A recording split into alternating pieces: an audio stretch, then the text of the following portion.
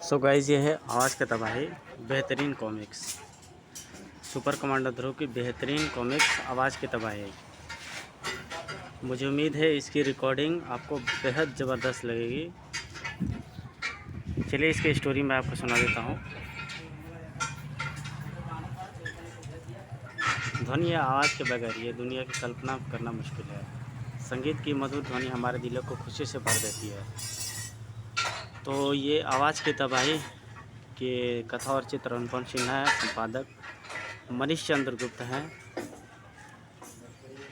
Rail की तेज सीटी किसी को बहरा कर सकती है। सुपरसोनिक वायुयानों का धमाका खिड़कियों के शीशे तोड़ सकता है। और एक अति शक्तिशाली ध्वनि तरंग गगन चुंबी इमारतों को भी पल भर में धूल मिला सकती है। यह विनाशकारी धुन जब किसी गलत हाथ में पड़ जाती है तो चारों तरफ फैल जाती है आवाज़ की तबाही। मेरे जीते जी तुम अपने गंदे मंसूबे कभी नहीं पूरा कर पाओगे ध्वनि राज, इसलिए तुमको मरना पड़ेगा सुपर कमांडो ध्रुव। मेरे हाथ में पड़ा ध्वनि के तरंगों की शक्ति है जो पहाड़ों को भी चूर चूर कर सकती है। तुम्हारे शरीर को तो मेरा एक ही बार पाउडर बनाकर हवा में बिखेर देगा। यह कहानी राजनगर यूनिवर्सिटी के साउंड रिसर्च सेंटर में शुरू हुई थी, जहाँ पर बत्तियाँ देर रात तक जल रही थी। जाते जाते मैं फिर कहूँगा कि आप एक महान वैज्ञानिक हैं प्रोफेसर काले। तुम मुझे खामखा बड़ा बनाए दे रहे हो पटेल। नहीं सर, आपने जिस अल्ट्रासोनिक गन का आविष्कार किया उससे हमारे देश की सुरक्षा व्यवस्था कितनी मजबूत हो जाएगी इसका अंदाज़ा आप नहीं लगा सकते। आज से हम बगैर गोली बारूद खर्चा किए किसी भी हमलावर का मुंह तोड़ सकते हैं। यह तो सच है पटेल, लेकिन मेरी असिस्टेंट होने का नाते इस सफलता का आधा श्रेय तुमको भी जाता है। कल जब मैं अल्ट्रासोनिक गन के दोनों मॉडल रक्षा मंत्री की भेंट करने जाऊंगा तब तुम मेरे साथ चलोगे। Thank you sir. Good night Patel.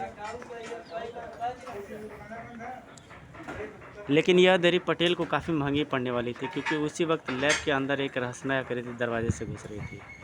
मैदान साफ है, पर यह तो मुझे पहले से ही मालूम था। और मुझे यह भी मालूम है अल्ट्रासोनिक गन के दोनों मॉडल कहाँ रखे हुए। यह रहा छोटा मॉडल, मुझ पर एकदम फिट है, लगता है जैसे मेरा ही नाप लेके बनाया गया है। तो तुम यहाँ पर क्यों? तुम ज़रा जल्दी वापस आ गए। मेरा प्लान तो इन दोनों हथियारों को चुपचाप लेकर निकल जाने का था। तुम अपने होश में नहीं हो। ये अल्ट्रासोनिक गन हमारे देश की अमानत है, इसे वापस रख दो और मैं किसी से कुछ नहीं कहूँगा। अब मेरे लिए इसको वापस रखना संभव नहीं है। इसके लिए मुझे सिर्फ एक चीज़ चाहिए, नेशनल म्यूजियम से कोर खाप का हीरा। मैं तुमको यहाँ से जाने नहीं। ओह, जबकि दोनों अल्ट्रासोनिक यंत्र मेरे कब्जे में। इस वक्त मैं इसे अकेला नहीं रोक सकता। उसके बाद कोई भी मुझे रोक सकता। मेरा पूरा गैंग मेरा इंतज़ार कर रहा है। तुम क्या समझते हो कि तुम मुझे रोक सकते हो मूर्ख? वो यह भाग रहा है, मैं दोनों मशीनों को इसके पीछे नहीं लेके जा सकता। हेलो गिरजा। अभी अभी लैब के घुंघराले बालों वाला एक आदमी बाहर भागा है। उसका ज़िंदा रहना मेरे लिए ख़तरनाक हो सकता है। उसको ख़त्म कर। समझ गया? काम हुआ समझिए। रात के इस वक्त राजनगर की सड़कें सुनसान थी और अधिकतर अपराधी घर के अंदर थे, क्योंकि यह वक्त ध्रुव की रात की गश्त का वक्त था और यह वक्त जान बचाकर भाग रहे पटेल से कुछ ही दूरी पे था। जरूर कुछ गड़बड़। तभी पूरी सड़क तेज़ गति से आते एक ट्रक की हेडलाइटों से चमकती घर। यह आदमी रात के इस वक्त सड़क पर बेतहाशा क्यों भाग रहा है? यह ट्रक ड्राइवर पिए हुए है क्या?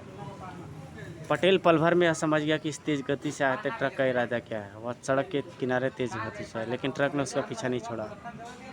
आई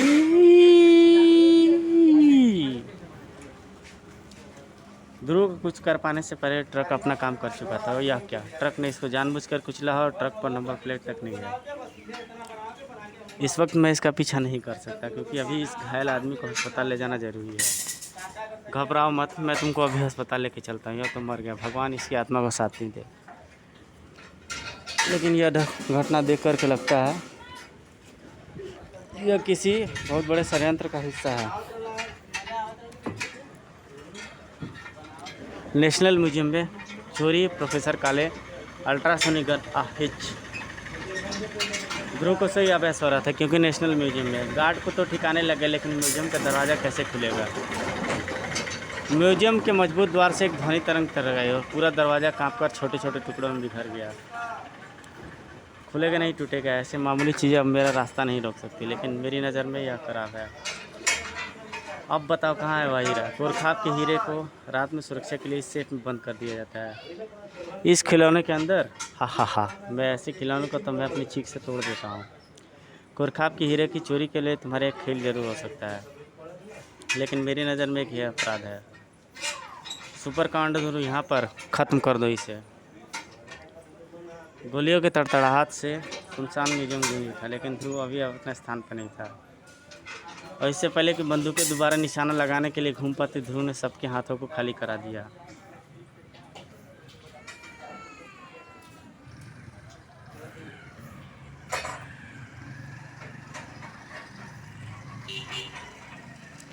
थोड़ी देर में सभी गुंडे फर्श पर पड़े दर्द से करा रहे थे। अब तुम्हारा क्या इरादा है? शायद तुम भी मुझसे दो दो हाथ करना चाहोगे। यह भुनगो को हरा कर मत समझो कि तुम ध्वनिराज से टक्कर ले सकोगे, क्योंकि तुम तो क्या, ध्वनिराज को दुनिया की कोई भी ताकत नहीं ठहरा सकती। ध्वनिराज, तुम्हारे दिमाग में सवाल तो जरूर घूम रहा होगा कि मैंने म्यूजियम का दरवाज़ा कैसे तोड़ा। यह दरवाज़ा मैंने ऐसे तोड़ा था। ऑफ कड़ाक। ध्वनिराज के हाथों में भयंकर ताकत रहती है, जो पड़वार को भी चूर चूर कर सकती है। ये हाड़ मास के शरीर में ये पाउडर बनकर हवा उड़ा देंगे। ज़्यादा घमंड अच्छा नहीं होता ध्वनिराज। ऊँट कभी न कभी पहाड़ के नीचे जरूर आता है। इसके ध्वनि तरंगे म्यूजियम की दुर्लभ चीज़ों को नष्ट कर रही है। अगर मैंने इसे तुरंत न रोका तो यह म्यूजियम कबाड़ी बाजार बन जाएगा। घातक ध्वनि तरंगों के बीच से अपना रास्ता बनाते हुए ध्रुव ध्वनिराज तक पहुंचा, और एक ही सदी पार से ध्वनिराज जमीन पर आ पहुंचा। ओह! पलक झपकते ध्रुव ने ध्वनिराज के दोनों हाथों को अपने बूटों के नीचे दबा लिया। तुमसे दुनिया की कोई ताकत नहीं टकरा सकती। फानुस ठीक ध्रुव के सिर पर गिरा। तड़ाक। एक लड़ाई जीतने से युद्ध नहीं जीत लिया ध्रुव। ध्वनिराज का कलाई मुड़ा और उसमें से ध्वनि तरंग निकलकर ऊपर लटक रहे फानुस से टकराई। छनाक। तो कह लो, हमारे पास ज़्यादा वक्त नहीं है। ध्वनिराज के एक ही बार से मजबूत लाकर चूर चूर हो गया। कड़ाक। अंदर रखा गोरखाप का हीरा शैतान की तरह चमक रहा था। मिल गया, मिल गया।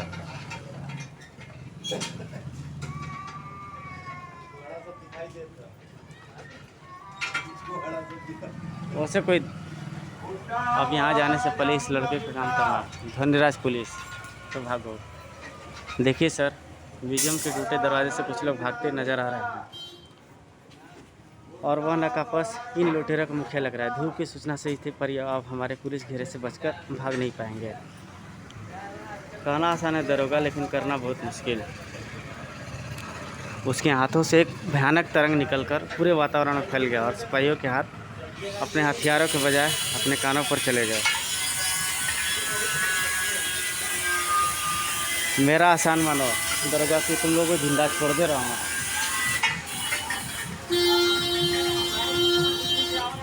यह एक छोटा सा सैंपल था दरोगा। अब इस सिरे से मेरी ताकत इतनी बढ़ जाएगी, पुलिस में क्या, मिलिट्री भी मेरा रास्ता नहीं रोक पाएगी। और फिर डूम भरने की बात तो यह ध्वनिराज की मेरे होते गोरखाप का हीरा की रात निकल गई। वरना तुम्हारा हाल भी तुम्हारे जीव जैसा होता। हम फिर मिलेंगे दरोगा, उदास होने की ज़रूरत नहीं ध्रुव। तुमने तो कुछ देर उनका मुकाबला भी किया था, लेकिन हम तो पल भर भी उसके सामने टिक नहीं पाए। यह पता चला कि ट्रक से कुचल कर मरने वाला वह आदमी कौन था, और वहाँ से कई दूर। हा हा हा। गोरखाप का हीरा मेरा अल्ट्रासोनिक बम पे फिट हो गया, और हम सीधे डायमंड मार्केट में हमला बोलते तो ऐसे न जाने कितने धोरे हीरे हमको मिल जाते। ध्वनिराज,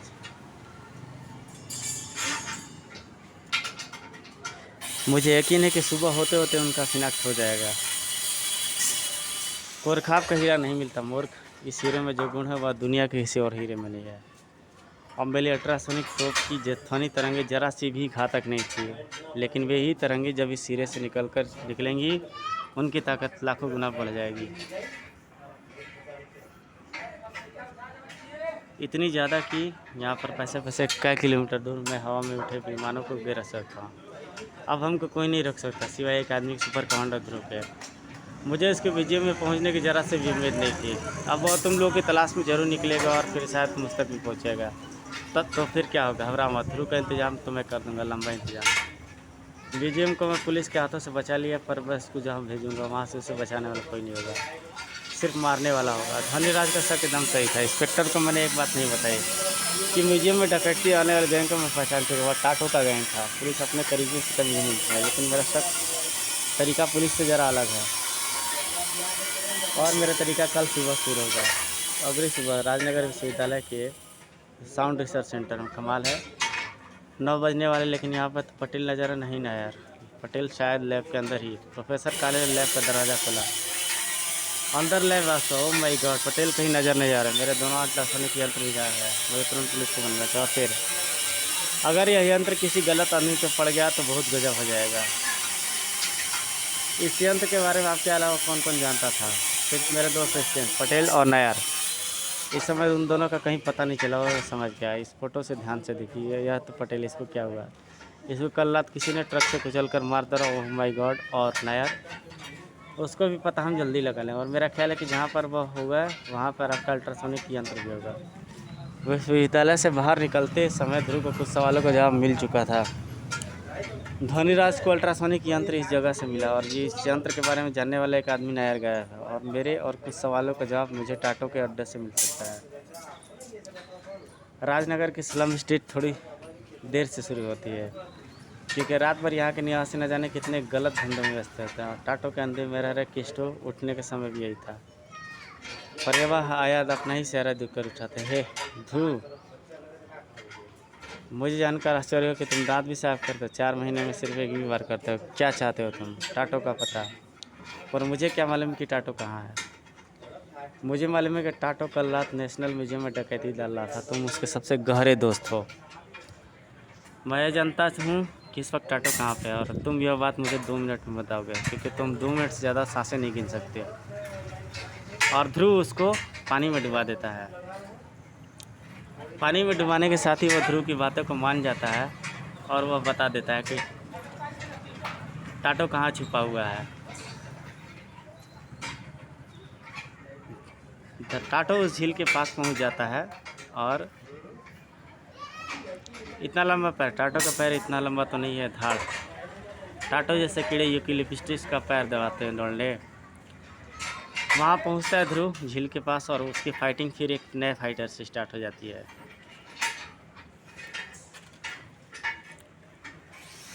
9 फुट 2 इंच लंबे यूकेलिप्टस नाम बिल्कुल फिट रहता है। लंबा व्यक्ति ध्रुव से उसकी फाइटिंग होती है, ज़बरदस्त फाइटिंग।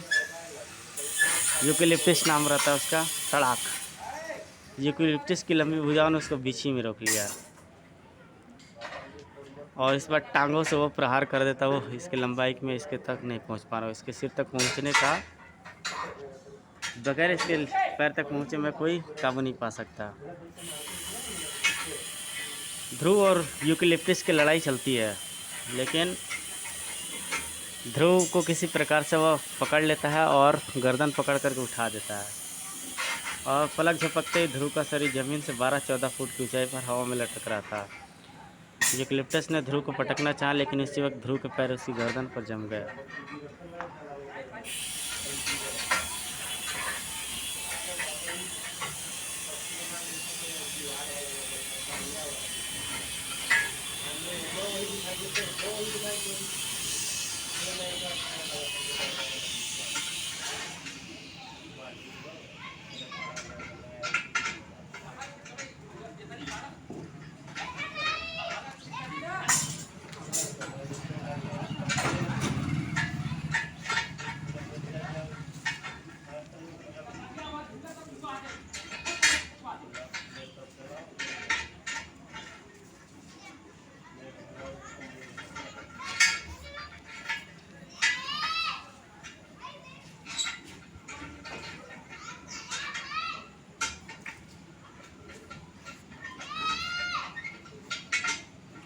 पानी बच गया है भैया, बरसात हुई है।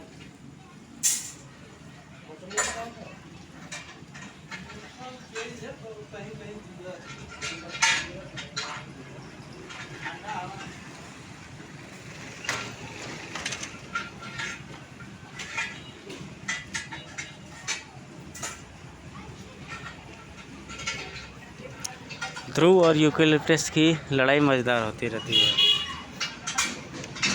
अगले पल 20 तोले की चून के साथ साथ यूकेलिप्टस का शरीर भी टुकड़े टुकड़े हो जाता है। और शायद इस चेन की लकड़ से मैं बंद था, मुझे कैसे पता चलेगा धनीराज कड्डा। 1 मिनट। यूकेलिप्टस के जूते में मिट्टी का एक अजीब सा पौधा चपका पड़ा है, शायद वह मुझे बता सके कि यूकेलिप्टस कहाँ से आया था। यह लड़का तो बच गया धनीराज, और हमको एक महत्वपूर्ण आदमी से हाथ धोना पड़ा। अब मुझे ही खुद करना होगा। कुछ देर बाद यूनिवर्सिटी गेट से बाहर निकल रहे प्रोफेसर काले को खतरे का जरा भी आभास नहीं था। वो आ रहा है टोटो। क्या हो, कौन हो तुम लोग, क्या चाहते हो? कोई बोलते क्यों नहीं? पटेल को तुम लोगों ने मारा था गड़प। लेकिन उस प्रोफेसर को कोई जवाब नहीं मिलता है। गाड़ी विभिन्न सड़कों से होती है। तुम्हारी जान खतरे में काले, तुम्हारे पास 10 मिनट का समय है काले, बच सको तो बच लो। वो लोग उसे एक सड़क पर उतार करके और खुद वे वापस चले जाते हैं।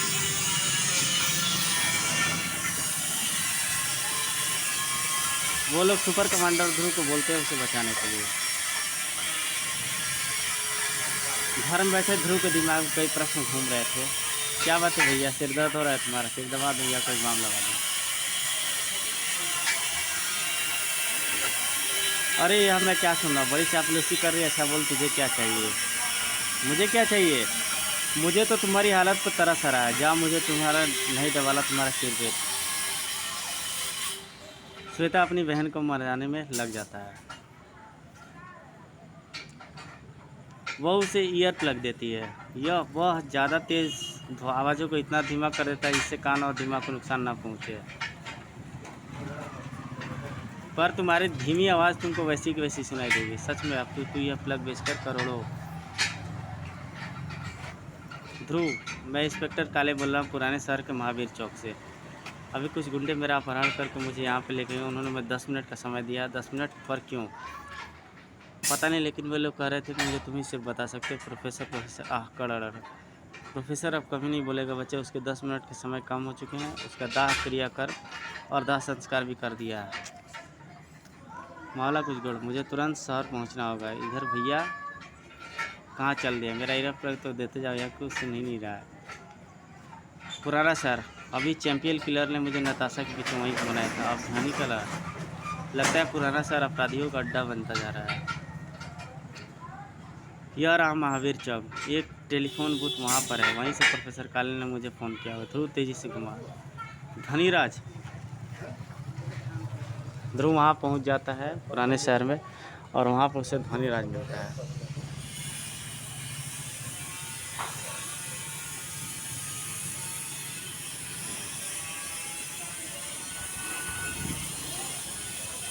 तो वहाँ पर टेलीफोन बूथ के पास धनीराज आ जाता है और उसके और ध्रुव के बीच में ज़बरदस्त टक्कर होती है।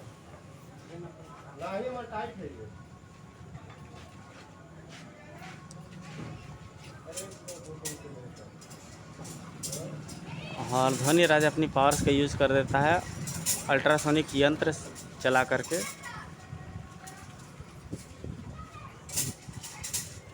और भड़ाक, ध्रुव उसे एक शूट करता है।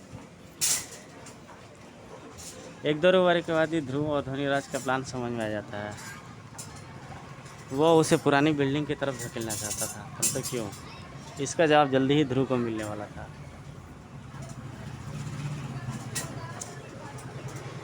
उसका एक शक्तिशाली ध्वनि तरंग उस दीवार से टकराता है और पुरानी इमारत धड़धड़ा करके धर जाती है ध्रुव पर। धूल के बादल चारों ओर ढह जाते हैं।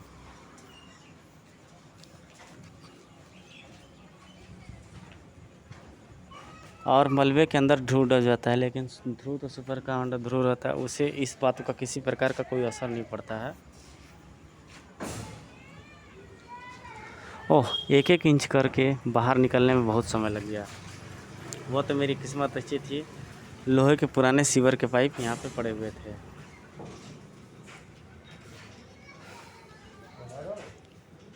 बेचारा खुद तो टेढ़ा मेढ़ा हो गया, लेकिन इसने मुझे बचा लिया। एक तरीके से यह अच्छा ही हुआ कि धनीराज मुझे मज़ा समझकर अपने प्लान पर काम करना शुरू करेगा, और हमको पता चल सकेगा कि उसका मकसद क्या है। और उसके बाद अगर इधर धनीराज का मकसद विचित्र रहता है। वह किसी एक मशीन पर टेस्टिंग करता रहता है धनीराज।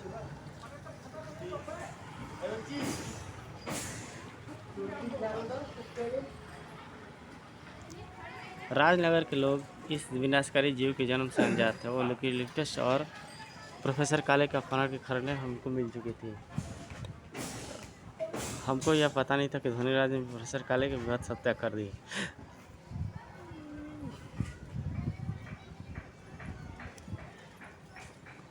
उस विचित्र जीव पर गोली, रॉकेट, बम, किसी भी चीज़ का असर नहीं होता है।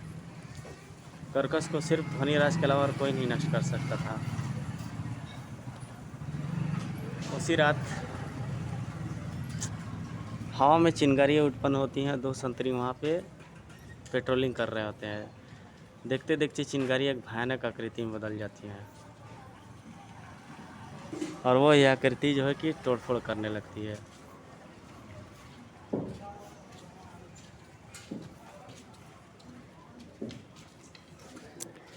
और वह व्यक्ति सीधे फ्लाईओवर तोड़ने के बाद किसी और दिशा में चल पड़ता है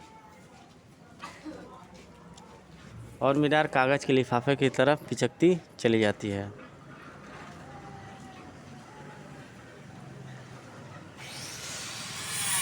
सर वो देखिए,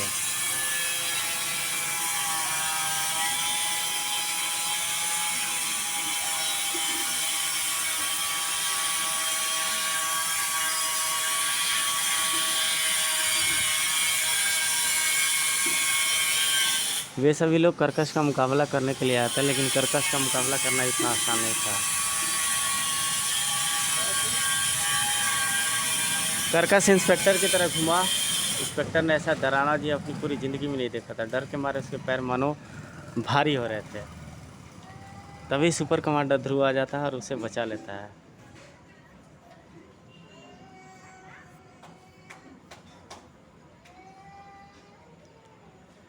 धोनीराज भी चकित हो जाता है कि उस वक्त ध्रुव वहाँ पे कैसे पहुँच गया।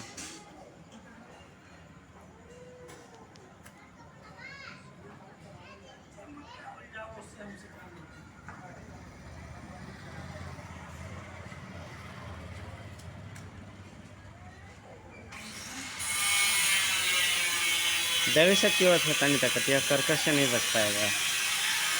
लेकिन इससे पहले कि उसकी मोटरसाइकिल ज़मीन को छू पाती,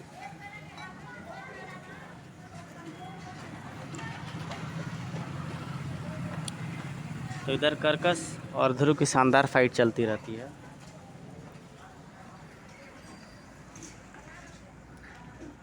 उसका एक बार ध्रुव को जो है कि तारे दिखा देता है आकाश में।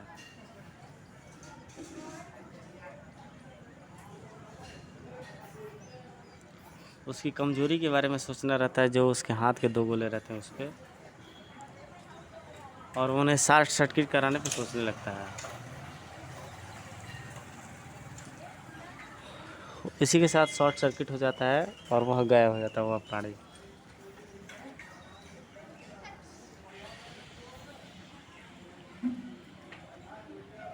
वह रात बगैर किसी भी दुर्घटना के बीत गई।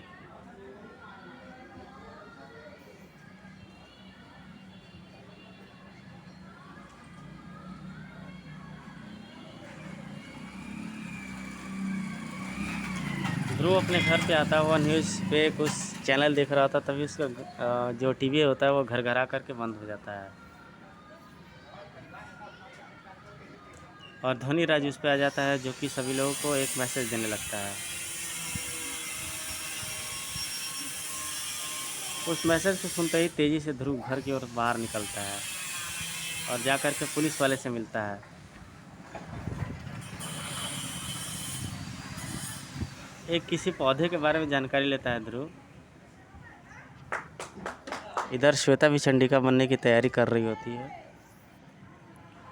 ध्रुव तुरंत ही काली पढ़ाई की तरफ रवाना हो जाता है।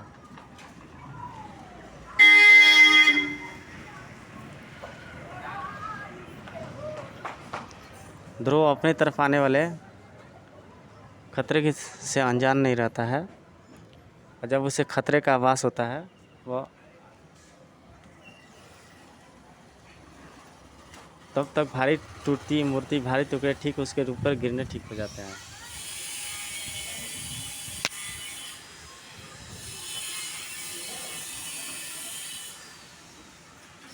अभी ऊपर है, अभी आ जाइए, आ जाइए, ऊपर आ जाइए। यहाँ नहीं आला भैया अभी। अपने आसपास देख रहे हैं। ध्रुव का ध्यान उस मूर्ति पर बिल्कुल नहीं था जिसके नीचे वह दिक्कत खड़ा था। समझ बचने का कोई मौका नहीं सिवाय एक रास्ते के। पहले पर ध्रुव अपने मोटरसाइकिल को हवा में उठा लेता है। उस मौत से बाल बाल बता। यह तो फिर बच गया ध्वनिराज। ये लड़का इतनी आसानी से कम हो गया, पर कब का मर चुका। पर मेरे पास और भी भीषण दांव है।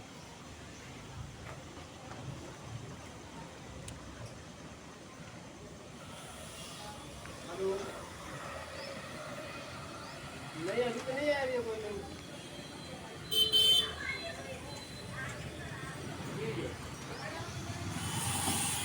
हाँ है यहीं पे। लीजिए। हाँ, वो फ़ोन किया था और हमसे गूगल लोकेशन भी मांगा, लेकिन अभी तक आया नहीं है। कहाँ स्विच ऑफ बता रहा है? हम तो ऑन ही है मेरा फ़ोन। अभी सामने ही हम इंटरनेट ऑन किए हैं। फिर से बोलिए उसको कॉल करने के लिए। और दोनों ऑन है। अरे आप कॉल करिए ना, हम दोनों नंबर ऑन करके रखे हैं। सामने मोबाइल चला रहे हैं, कैसे स्विच ऑफ है? ठीक है, ठीक है, ठीक है, फ़ोन कर रहे हैं हम। ठीक है, ठीक। अच्छा, अच्छा। हाँ, हाँ, हाँ। अच्छा, अच्छा, अच्छा। वो साइड। अच्छा, अच्छा, अच्छा। ठीक। हाँ, हाँ, ठीक है, ठीक है, उसको हम कॉल कर देना है। ठीक, ठीक। ठीक है, ठीक है, ठीक है। ठीक है, ठीक है, ठीक है, ठीक है, ठीक, ठीक, ठीक, ठीक, ठीक।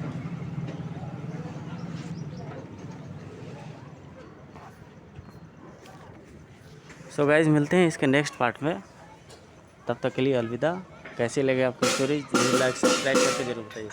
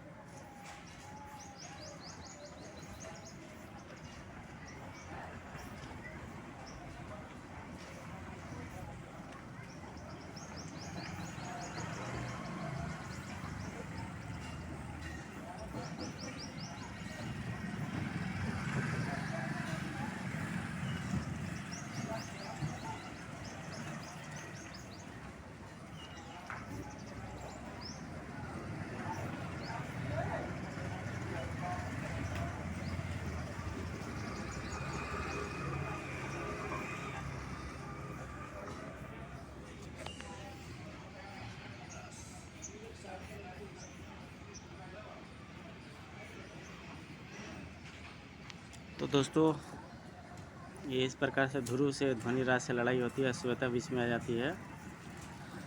और आप तो जानते हैं कि बुराई पर अच्छाई की विजय होती है।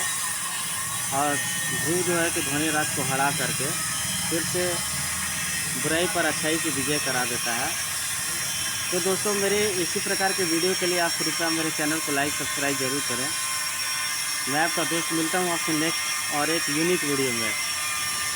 तब तक आपके लिए थैंक यू, अलविदा। कृपया कमेंट और सब्सक्राइब जरूर करें दोस्तों।